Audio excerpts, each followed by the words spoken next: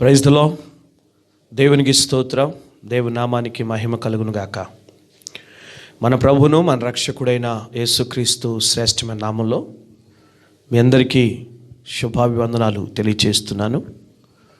ప్రభునందు ప్రేర దేవుడు మనలందరినీ ప్రేమించి సజీవ లెక్కలో ఉంచి ఈరోజు ఈ రీతిగా ప్రభు సన్నిధిలో వాక్యాన్ని ధ్యానించటానికి దేవుడిచ్చిన ఈ అవకాశాన్ని బట్టి ఎంతైనా మనం దేవుని స్తుతించాలి, దేవుని నామాన్ని ఘనపరచాలి. దేవుని కృపచేత మాత్రమే మనం బ్రతుకుతూ ఉన్నాం. లోకంలో ఎంతోమంది మనకంటే ఘనులు, గొప్పవారు, పేరు ప్రఖ్యాతులు, అందచందాలు, ఆస్తిపాస్తులు కలిగిన వారు ఎంతోమంది లోకాన్ని విడిచి వెళ్ళిపోతున్నారు.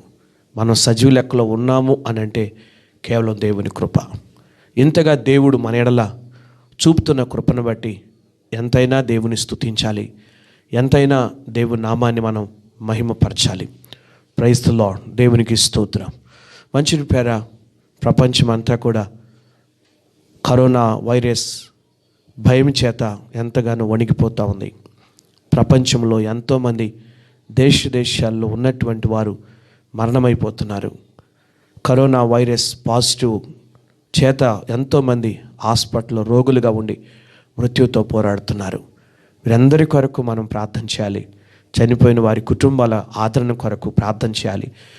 ఇప్పుడు రోగముతో పీడింపబడుతున్న వారి స్వస్థత కొరకు మనం ప్రార్థన చేయాలి. అలాగే వారికి ఎంతగానో సహకరిస్తూ సహాయం చేస్తూ మరి ఎంతగానో మరి తోడ్పడుతూ వైద్యం విషయంలో కానీ అలాగే మరి శానిటైజేషన్ విషయంలో కానీ ఇలాగూ ఎన్నో విషయాల్లో సహకరిస్తున్న వైద్యుల కొరకు, వైద్య బృందం కొరకు, పోలీసు వారి కొరకు, వారి బృందాల కొరకు, శానిటైజేషన్ కొరకు, వారి బృందాల కొరకు మనం ఎంతైనా ప్రార్థన చేయాలి. ప్రభుత్వాలు, అధికారులు, నాయకులు ఎంతగానో సహకరిస్తున్నారు. వారిని బట్టి కూడా ఎంతగానో మనం ప్రార్థించాలి. మంచి పేర మరి దేవుని యొక్క సన్నిధిలో మనం ప్రార్థన చేయబోయే ముందు కొద్ది నిమిషాలు దేవుని వాక్యాన్ని మనం ధ్యానం చేద్దాం. మనము 107వ కీర్తన భాగాన్ని ధ్యానిస్తున్నాం. ఆ 107వ కీర్తనలో 5 భాగాలు ఉన్నాయని మనము మరి ముందుగా నేర్చుకున్నాం. ఈ 5 భాగాల్లో ఒక్కొక్క భాగాన్ని మనం ధ్యానిస్తున్నాం. ఇంతవరకు 2 భాగాలు మనం ధ్యానం చేసాం. మొదటి భాగంలో దేవుని యొక్క లేఖన భాగంలో మనం పరిశీలన చేస్తే మొదటి భాగం 107వ కీర్తన 4వ వచనం నుండి 9వ వచనం వరకు.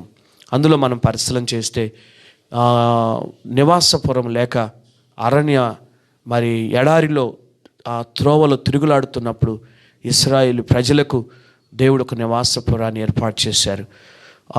కష్టకాలంలో వారు దేవునికి మొరపెట్టినప్పుడు దేవుడు నివాసాన్ని ఏర్పాటు చేసినట్లుగా లేఖనంలో మనం ధ్యానం చేశాం. 2వ భాగంలో పేర దేవుని ఆజ్ఞకు లోబడకుండా మహోన్నతుని తీర్మానమును తృణీకరించి ఎంతగానో శ్రమల పాలైపోయారు. ఏ బాధ చేత, ఇనుప కట్ల చేత బంధింపబడి ఉన్నప్పుడు, చీకటిలో మరణాంధకారంలో ఉన్నప్పుడు, ఆ కష్టకాలంలో వారు దేవునికి మొరపెడితే దేవుడు వారి మొర ఆలకించి వారిని దేవుడు విడిపించాడు అని దేవుని వాక్యం నుండి మనం ధ్యానం చేస్తాం. 10వ వచనం నుండి 16వ వచనం వరకు ఉన్నటువంటి మాటలు 2వ భాగం.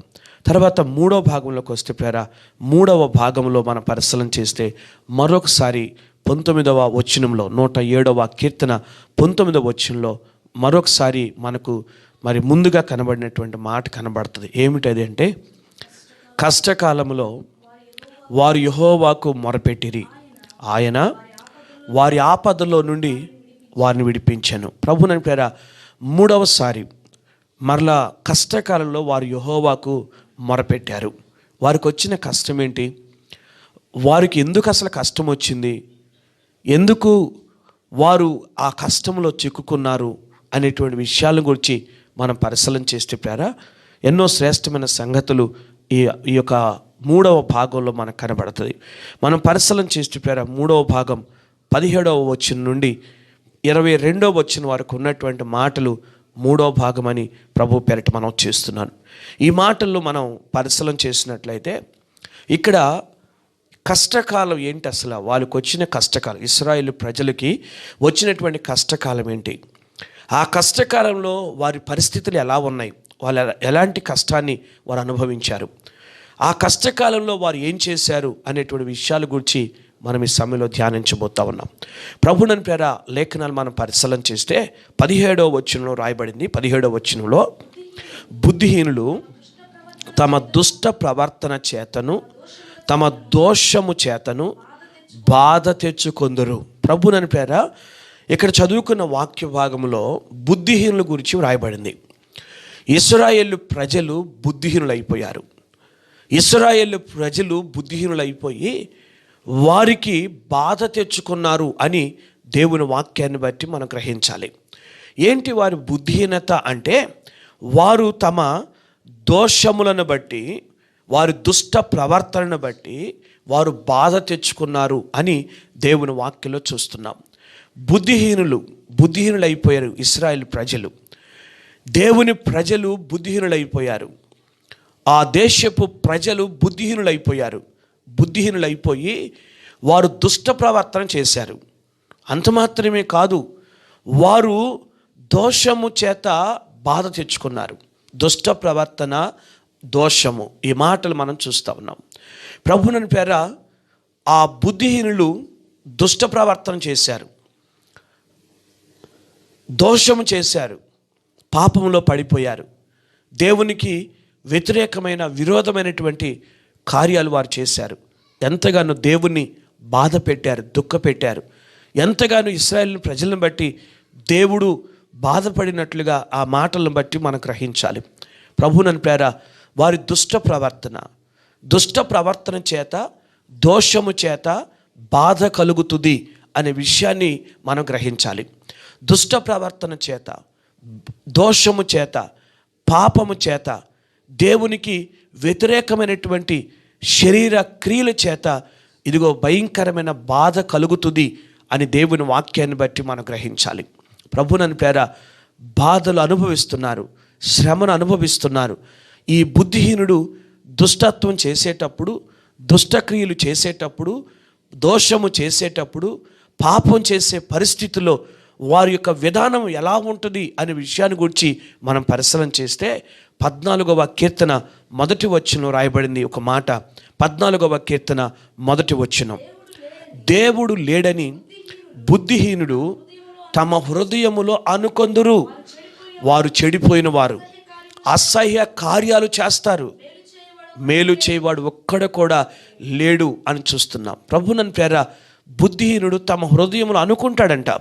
బుద్ధిహీనుడు ఏమనుకుంటాడు తన హృదయములో అంటే, దేవుడు లేడు అని అనుకుంటాడు. దేవుడు లేడని, దేవుడు నన్ను చూడటం లేదని, దేవుడు నన్ను గమనించట్లేదని అనుకొని దుష్ట ప్రవర్తన చేస్తూ ఉంటాడు, పాపం చేస్తూ ఉంటాడు, వ్యతిరేకమైన కార్యాలు చేస్తూ ఉంటాడు. అందుకే అక్కడ రాయబడింది, వారు దేవుడు లేడని బుద్ధిహీనులు తమ హృదయంలో అనుకుంటున్నారు. వారు చెడిపోయిన వారు అంటారు. వారు అసహ్య కార్యాలు చేస్తున్నారు, వారు అసహ్యమైన కార్యాలు చేస్తున్నారు. మేలు చేసేవాడు ఒక్కడో కూడా లేడు. ఎంతో వ్యతిరేకత, ఎంతో విరోధం, ఎంతో వ్యతిరేకమైన కార్యాలు వారు చేస్తున్నారు. ఇలాంటి పరిస్థితుల్లో వారు దేవునికి విరోధంగా ఇశ్రాయేలు ప్రజలు చేసినప్పుడు మేలు చేసేవాడు ఒక్కడో కూడా లేడండి. దుష్ట ప్రవర్తన చేస్తూ ఉన్నారు. ఎంతగానో వారు భయంకరమైనటువంటి దుర్మార్గపు స్థితిలో వారు ఉన్నారు. ఇలాగూ దేవుని విడిచిపెట్టి పాపానికి లోనైపోయి ఇష్టానుసారంగా వారు బ్రతుకుతుంటే వారి విషయంలో దేవుడు చేసిన కార్యం ఏంటంటే వారికి బాధ కలుగు చేశాడు. ఏంటి వారికి కలిగిన బాధ అంటే వారికి కలిగిన బాధ ఏంటి, అసలు వారికి వచ్చిన కష్టం ఎందుకు వచ్చింది అనే విషయాన్ని గురించి చూస్తే వారు దుష్ట ప్రవర్తన ప్రవర్తించారు. అయితే ఆ దుష్ట ప్రవర్తన బట్టి దేవుడు వారికి బాధ కలుగు చేశాడు. ఏంటి వారికి కలిగిన బాధ అని మనం పరిశీలన చేస్తే 18వ వచనంలో రాయబడింది, భోజన పదార్థములన్నీ వారి ప్రాణమునకు అసహ్యమగును, వారు మరణ ద్వారములను సమీపించుదురు అని రాయబడింది. ప్రభువుని పేర ఇక్కడ వారికి వచ్చినటువంటి కష్టం ఏంటి అని అంటే, భోజన పదార్థములు వారి ప్రాణములకు అసహ్యమైపోయినాయంట. భోజన పదార్థాలు వారి ప్రాణమునకు అసహ్యమైపోయినాయి. భోజన పదార్థాలు ఎప్పుడు అసహ్యమవుతాయి? ప్రాణానికి భోజన పదార్థాలు ఎప్పుడు అసహ్యమవుతాయి? ఇక నాకు వద్దు, నేను తినలేను అని ఎప్పుడు అంటారు? నా వల్ల కాదు అని ఎప్పుడు అంటారు? తినవలసిన సమయంలో తినకుండా మరి తినటానికి ఏమాత్రం కూడా ఇష్టపడినటువంటి పరిస్థితులు ఎప్పుడు వస్తాయంటే ఏదైనా రోగం వచ్చినప్పుడు, ఏదైనా బలహీనత వచ్చినప్పుడు, జ్వరం వచ్చింది అనుకోండి, ఆ జ్వరంలో భోజనం చేయాలనిపించదు, ఏమైనా తినాలనిపించదు, నోరంతా చేదుగా ఉందనో లేక తినబుద్ధి కావటం లేదనో ఇలాగ ఎన్నో రకాలుగా చెప్తూ ఉంటారు. ఏదైనా బలహీనత వచ్చినప్పుడు, ఏదైనా శరీరంలో రోగము ఎంతగానో భయంకరంగా ఉన్నప్పుడు దాన్ని బట్టి ఆహారం తినాలనిపించదు. కనుక ఇప్పుడు ఇక్కడ దేవుని వాక్యంలో మనం చదువుకున్నట్లుగా ప్రియరా, వారికి భోజన పదార్థాలు వారి ప్రాణమునకు అసహ్యమైపోయినాయి. ఎదురుగా భోజనం పెట్టినా దాన్ని అసహ్యించుకోండి, నాకు వద్దంటున్నారు. శ్రేష్టమైన ఆహారం పెడుతున్నా, మంచి ఆహారం పెడుతున్నా, ఏమండి అన్నీ బాగున్నప్పుడు మంచి ఆహారం కోసం ఎదురు చూస్తూ ఉంటారు. ఈరోజు ఈ కూర బాగలేదు, ఈ అన్నం ఈరోజు బాగలేదు, ఈ భోజనం బాగలేదు, నాకు మంచి ఆహారం కావాలి, లేక బిర్యానీ తినాలి, ఇది తినాలి అనిపిస్తూ ఉంటుంది. కానీ ఇప్పుడు తీసుకొచ్చి బిర్యానీ పెడుతున్నా కానీ అసహ్యంగా ఉంది. మంచి ఆహారం పెడుతున్నా అసహ్యంగా ఉంటుంది. ఏది తినలేకపోతున్నాడు, ఏది త్రాగలేకపోతున్నాడు. ఏమిటి కారణం అంటే జబ్బు చేసింది, బలహీనతలు వచ్చేసాయి, రోగాలు వచ్చేసాయి. ఆ రోగాల్లో ఉన్నప్పుడు, బలహీనతలో ఉన్నప్పుడు ఆహారం తినబుద్ధి కాదండి. ఆహారం తినలేరు, ఆహారం తినటానికి ఏమాత్రం కూడా ఇష్టపడరు, అసహించుకుంటారు. ఎంత మంచి భోజనం పెట్టినా అసహించుకుంటారు. ఇప్పుడు రోగాలతో వారు బాధపడుతున్నారని అర్థం, రోగాలతో పీడింపబడుతున్నారని అర్థం, రోగాల చేత వారు ఎంతగానో సతమతమైపోతున్నారని ఆ వాక్యాన్ని బట్టి మనం గ్రహించాలి. అంత మాత్రమే కాదు, అక్కడ ఇంకా మనం పరిశీలన చేస్తే అక్కడ అంటాడు, వారు మరణ ద్వారములకు సమీపించుచున్నారు అని రాయబడింది. వారు మరణ ద్వారాలకి సమీపిస్తున్నారంటండి. అంటే మరణమైపోతున్నారు, రోగాలు వచ్చేసి బలహీనైపోయారు, ఆహారం తినలేకపోతున్నారు, వారిలో శక్తి లేదు, వారు ఎంతగానో బలహీనైపోయారు. ఇప్పుడు చివరికి వారు మరణ ద్వారాల దగ్గరికి సమీపిస్తున్నారు, మరణమైపోతున్నారని. ఇమ్యూనిటీ పవర్ లేదు ఇక్కడ, శరీరములో రోగ నిరోధక శక్తి లేదు, శరీరములో బలము లేదు, శక్తి లేదు, ఎంతగానో మరణాలకు సమీపిస్తూ ఉన్నారు, మరణ ద్వారాలకు సమీపిస్తున్నారు, మరణమైపోతున్నారు, నశించిపోతున్నారండి. అలాగూ నశించిపోతూ ఆ భయంకరమైన వ్యాధుల చేత, రోగాల చేత కొట్టుమిట్లాడుతున్న పరిస్థితిలో, మరణాలైపోతున్న పరిస్థితిలో, నశించిపోతున్న పరిస్థితిలో, ఇదిగో ఆ కష్టకాలంలో వారు యెహోవాకు మొరపెట్టారు. ప్రభువుని పేర దేవుని మాటలను బట్టి ప్రతి ఒక్కరు కూడా గ్రహించాలి. ఇప్పుడు మనం ఉన్న పరిస్థితులు కూడా అదేనండి. జలుబు చేసింది, దగ్గు వస్తుంది, జ్వరం వచ్చేసింది, ఆహారం తినబుద్ధి అవ్వట్లేదు, రోగపు పడకల మీద ఉన్నారు, ఎంతో భయంకరమైన బాధను అనుభవిస్తున్నారు. జలుబు, దగ్గు, జ్వరము, ఇదే భయంకరమైన వ్యాధి, అదే కరోనా వైరస్ అని ఇప్పుడు మనం చూస్తూ ఉన్నాం, వింటూ ఉన్నాం. ప్రభువుని పేర ఆహారం తినబుద్ధి అవ్వట్లేదు, శరీరంలో శక్తి కోల్పోతున్నారు, ఇమ్యూనిటీ పవర్ లేదు, ఎంతో బాధపడుతున్నారు. ఆ బాధలో ఆ ఆహారం తినగలేక, లేకపోతే ఆ రోగం చేత పీడింపబడుతూ మరణ ద్వారానికి సమీపించి ఎంతోమంది చనిపోతున్నారు, ఎంతోమంది నశించిపోతున్నారండి. ఇప్పుడు అలాంటి పరిస్థితులు మనం ఉన్నాం. ఆనాడు ఇశ్రాయేలు ఉన్నారు కానీ ఆ పరిస్థితిలో, ఇప్పుడు మనం ఉన్నామండి ఆ పరిస్థితిలో. మన దేశం ఉంది, మన ప్రజలు ఉన్నారు, మన రాష్ట్రం ఉంది అలాంటి పరిస్థితిలో. ప్రపంచ దేశాల పేర ఇప్పుడు రోగాల చేత పీడింపబడుతున్నాయి, మరణ ద్వారాలకు సమీపిస్తూ ఉన్నారు, ఎంతోమంది నశించిపోతున్నారు. వారిని గూర్చి మనం ఎంతైనా భారం కలిగి ప్రార్థన చేయాలి దేవుని సన్నిధిలో. ప్రభువుని పేర ఇశ్రాయేలు ప్రజలు ఏం చేశారో తెలుసా? ఆ కష్టకాలంలో, ఆ రోగాల పరిస్థితిలో, మరణ ద్వారాలకి సమీపిస్తున్న పరిస్థితిలో ఇశ్రాయేలు చేసిన పనేంటి తెలుసా? ఆ కష్టకాలంలో వారు యెహోవాకు మొరపెట్టారు. ఆ కష్టకాలంలో 19వ వచనం చూస్తున్నాం. ఆ కష్టకాలమందు వారు యెహోవాకు మొరపెట్టిరి, ఆయన వారి ఆపదలో నుండి వారిని విడిపించెను. వారు కష్టకాలంలో వారు యెహోవాకు మొరపెట్టారు, వారి ఆపదలో నుండి దేవుడు వారిని విడిపించాడు, ఎంతో గొప్ప కార్యాన్ని దేవుడు జరిగించాడు. కనుక ప్రభువుని పేర కష్టకాలంలో ఉన్నాం, శ్రమకాలంలో ఉన్నాం, రోగాల కాలంలో ఉన్నాం, భయంకరమైన కరోనా వైరస్ అనే తెగులు పెరటి మనం చేస్తున్నాను. ప్రైజ్ ది లార్డ్, హల్లెలూయా. అద్భుతమైన కార్యాలు దేవుని సన్నిధిలో ప్రార్థన చేసేవారు కావాలి, దేవుని సన్నిధిలో అంగలార్చేవారు కావాలి, సేవకులు లేవాలి, క్రైస్తవులు లేవాలి. ఇదే ప్రపంచం మీద దేవుడు మనకిచ్చిన భారం అండి. నశించిపోతున్న ఆత్మల రక్షణ కొరకు ప్రార్థన చేసే భారం ఇచ్చాడు. ప్రార్థన చేయాలి, దేవునికి మొరపెట్టాలి. ఈ కష్టకాలంలో దేవుని వైపు చూడాలి. ప్రతి ఒక్కరు కూడా దేవుని తట్టు చూడాలండి. లోకం వైపు కాదు, మనుషుల వైపు కాదు, వైద్యుల వైపు కాదు, దేవుని తట్టు చూడాలి. ప్రభువా నన్ను స్వస్థపరచు, నన్ను బాగు చేయ, నన్ను బాగు చేయ, నా దేశాన్ని బాగు చేయ, నా ప్రజలను బాగు చేయ ప్రభువా, నా రాష్ట్రాన్ని స్వస్థపరచాయి అని చెప్పి దేవుని సన్నిధిలో మనం ప్రార్థన చేస్తే దేవుడు అద్భుతమైన కార్యాలు చేస్తాడు. ఇశ్రాయేలు మొరపెట్టారా? ఇశ్రాయేలు దేవునికి మొరపెట్టారా? దేవునికి మొరపెడితే దేవుడు ఏం చేశాడు తెలుసా? 20వ వచనం చదువుదాం ఒకసారి. ఆయన తన వాక్కును పంపి వారిని బాగు చేశాను. ఆయన వారు పడిన గుంటలో నుండి వారిని విడిపించాను. ప్రభు నన్ను ఈ వాక్కులో చూస్తూ ఉన్నాం. ఆయన వారి కష్టకాలంలో వారు చేసిన ప్రార్థన విన్నాడు. వారి మొరలు దేవుడు విన్నాడు. వారి మొరలు, వారి ప్రార్థనలు దేవుడు విని ఆపదలోని వారిని విడిపించాడు. ఎలా విడిపించాడో తెలుసా? అక్కడ రాయబడిన పేర ఆయన తన వాక్కును పంపి వారిని బాగు చేశాడంట. వాక్కును పంపి బాగు చేశాడు. ఆయన తన వాక్కును పంపాడు అంటే మాట సెలవిచ్చాడంతే, ఒక మాట మాట్లాడాడంతే. కరోనా వైరస్ నిలిచిపోవునుగాక అని మాట్లాడాడు. రోగం నిలిచిపోవునుగాక అని మాట్లాడాడు. ప్రజలు స్వస్థపడునుగాక అని మాట్లాడాడు. మాట్లాడేవాడు దేవుడు. మన దేవుడు ఒక మాట సెలవిస్తే చాలు అద్భుతమైన కార్యాలు జరుగుతాయి. అద్భుతమైన కార్యాలు జరుగుతాయి. ఆయన మాట సెలవిస్తే చాలు. మన ప్రభు అయిన యేసుక్రీస్తు ఆయన పొందిన దెబ్బల చేత మనకు స్వస్థత కలుగుతుందండి. ఆయన చూపులో స్వస్థత ఉంది, ఆయన ఉమ్మిలో స్వస్థత ఉంది, ఆయన మాటలో స్వస్థత ఉంది, ఆయన వస్త్రపు చెంగులో స్వస్థత ఉందండి. ఆశ్చర్యమైన కార్యాలు చేసే దేవుడు, అద్భుతమైన కార్యాలు చేసే దేవుడు అండి. కనుక దేవుని సన్నిధిలో మనం మొరపెడితే దేవుడు గొప్ప కార్యం చేస్తాడు. బాధలోండి, శ్రమలోండి విడిపిస్తాడు.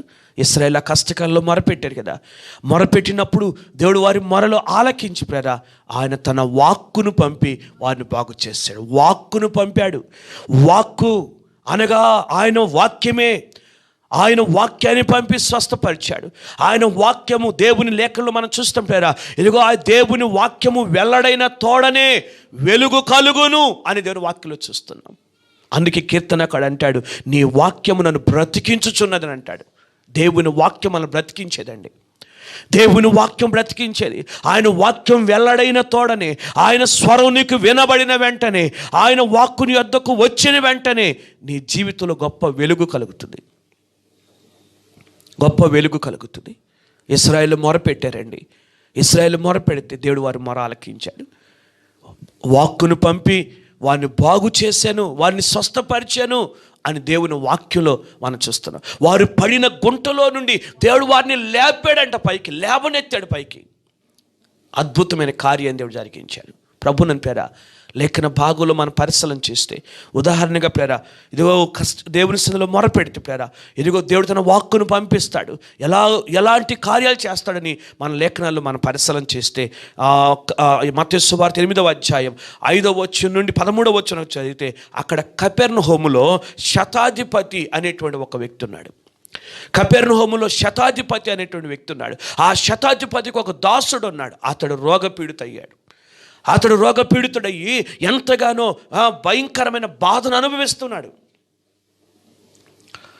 ఆ శతాధిపతి ప్రభుని యేసుక్రీస్తు దగ్గరికి వచ్చి ప్రభుని బ్రతిమలాడుకున్నాడు. అయ్యా, నా దాసుడు రోగిగా ఉన్నాడు, నా దాసుడిని స్వస్థపరచయ్యా, నా దాసుడు స్వస్థత పడాలి, బాగుపడాలంటే ప్రభు అన్నాడు, సరే నేను వస్తానయ్యా, నేను వచ్చి నీ దాసుని స్వస్థపరుస్తానని చెప్పేసానంటే ఆ శతాధిపతి అంటాడయ్యా, నీవు నా ఇంటికి వచ్చే అంత యోగ్యమైన ఇల్లు కాదయ్యా, నేనంత యోగ్యుని కాదయ్యా, నేను పాత్రుని కాదయ్యా, నువ్వు మాట మాత్రం సెలవి చాలయ్యా అని కోరుకున్నాడు. నువ్వు మాట సెలవిస్తే చాలు, అప్పుడు నా దాసుడు స్వస్థత నొందుతాడయ్యా అని చెప్పేసి ఆ ప్రభుని అడిగితే ప్రభువు అతనిలో ఉన్న విశ్వాసాన్ని చూసి ఆయన స్వస్థపరిచాడు. మాట సెలవిచ్చాడండి.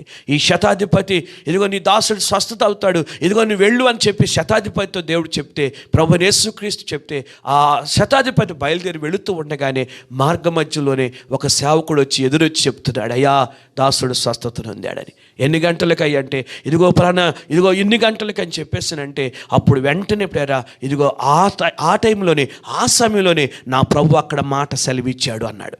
నా ప్రభు అక్కడ మాట సెలవిచ్చాడు, నా ప్రభు చెప్పాడు ఆ మాట, వెంటనే ఇక్కడ స్వస్థత వచ్చింది అని అతడు గ్రహించి ఎంతగానో దేవుడు స్తుతించాడు. కనుక ప్రభునని ప్రేర శతాధిపతి దాసుణ్ణి మాట చేత స్వస్థపరిచినవాడు, చనిపోయిన లాజర్ని మాట చేత బ్రతికించినవాడు, లాజరు బయటికి రమ్మని సెలవివ్వగానే బ్రతికి బయటకు వచ్చాడండి. ఇలాగూ మాట చేత ఎన్నో అద్భుతాలు చేశాడండి. మాట చేత ఎన్నో అద్భుతాలు చేశాడు. సిలువ మీద వేలాడుతున్నటువంటి దొంగతో అన్నాడు, నేడు నీవు నాతో కూడా పరదేశంలో ఉంటావు అన్నాడు. మాటే చెప్పింది ఆయన పరదేశంలో ఉన్నాడు.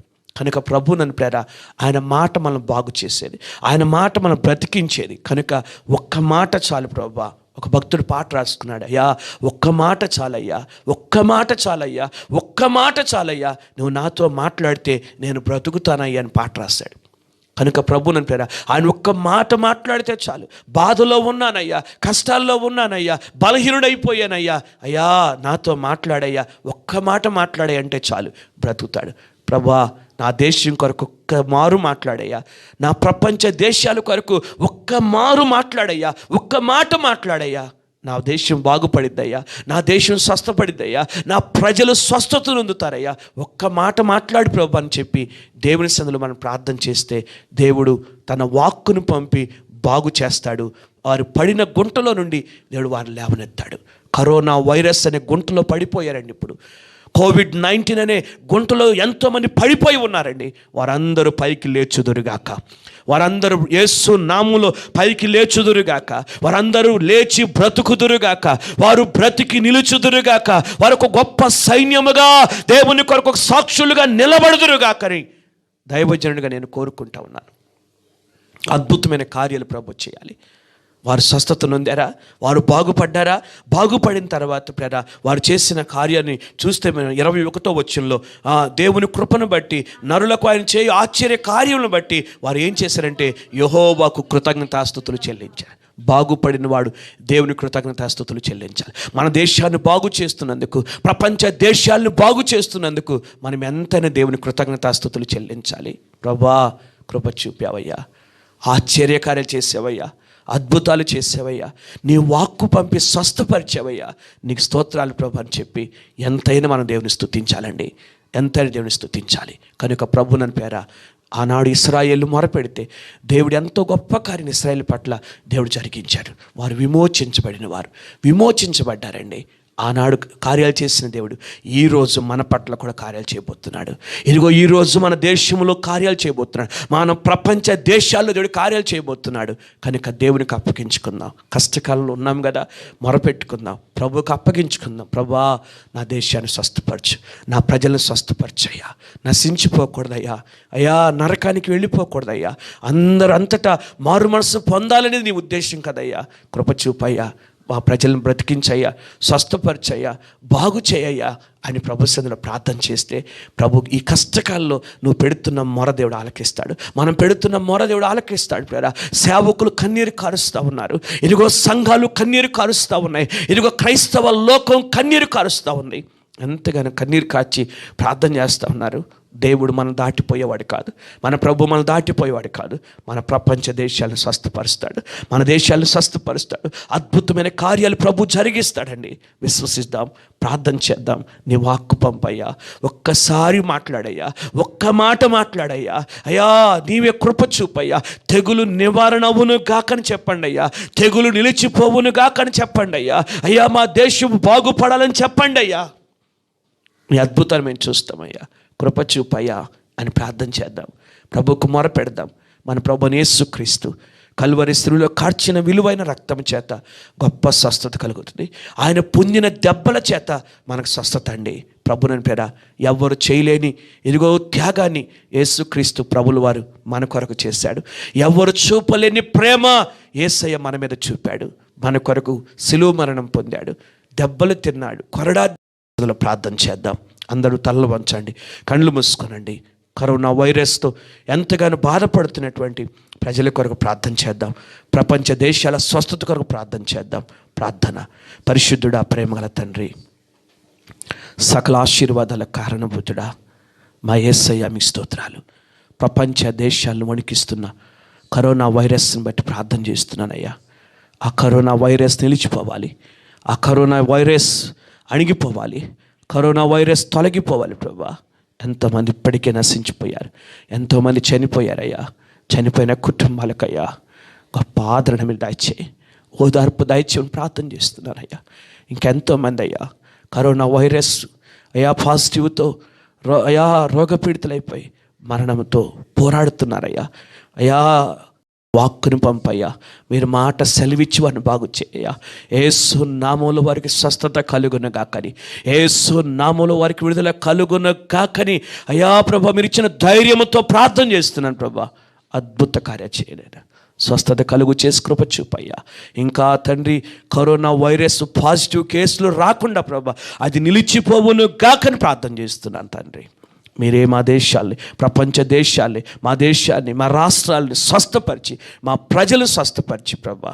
ఇంకా ఎవరికి, ఏ కుటుంబానికినైనా, మా ప్రియుల కుటుంబాలకి, ఏ కుటుంబానికి కూడా ఈ భయంకరమైన వైరస్ ప్రభావం తగలకుండా ప్రభా మీ ఆరోగ్యకరమైన సురక్షితమైన రెక్కల నీడ కింద మీరు భద్రపరిచి మీరే క్షేమం దయచి ప్రభా. విడిచిపెట్టొద్దయ్యా. మా దేవుడు నీవయ్యా, మా తండ్రివి నీవే, మా దిక్కు నీవేనయ్యా. నీవు తప్ప మాకెవరున్నారయ్యా ప్రభా.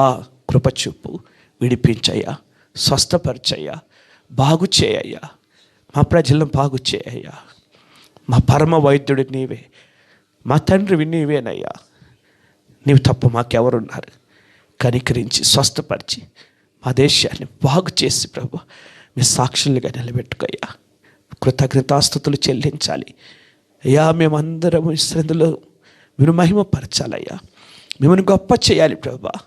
మీరే సహాయించి కృప వెంబడి కృప అనుగ్రహించి నూతన కార్యాలు మీరు జరిగించి మహిమ తెచ్చుకొనమని యేసుక్రీస్తు అతి శ్రేష్టమైన నామములో అడిగి వేడుకొనుచు ప్రార్థిస్తున్నాను మా పరమ తండ్రి.